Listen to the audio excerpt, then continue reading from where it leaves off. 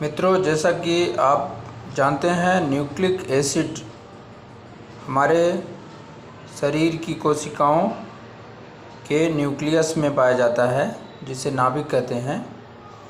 यह हर जीव जो इस धरती पर है सभी की कोशिकाओं में पाया जाता है। न्यूक्लिक एसिड बोलते हैं इसे, और हिंदी में इसे न्यूक्लिक अम्ल बोलते हैं। यह सामान्यतया दो तरह के होते हैं, एक को डीएनए कहते हैं और दूसरे को आरएनए कहते हैं। डीएनए का जो पूरा नाम है वो डीऑक्सी राइबो न्यूक्लिक एसिड है, और आरएनए का पूरा नाम है राइबो न्यूक्लिक एसिड।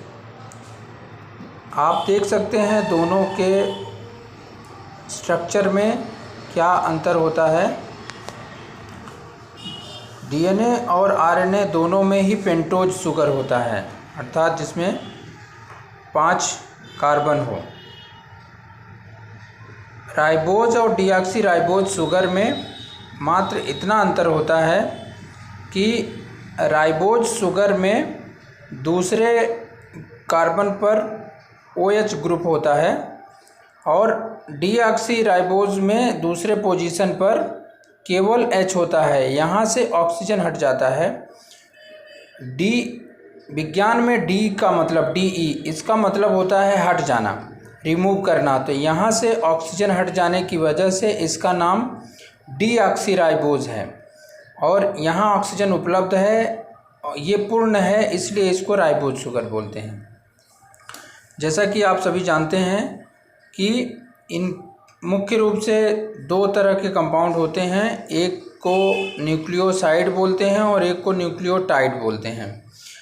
डीएनए जो होता है वो कई न्यूक्लियोटाइड्स का, पॉलीन्यूक्लियोटाइड जिसको बोलते हैं, उसका एक समूह होता है। जब ये जो न्यूक्लिक अम्ल हैं ये शर्करा, नाइट्रोजन युक्त क्षार और फास्फेट ग्रुप 3 से मिलकर बने होते हैं। जब केवल शर्करा और नाइट्रोजन युक्त क्षार उपलब्ध हों तो इन दोनों के समूह को न्यूक्लियोसाइड बोलते हैं।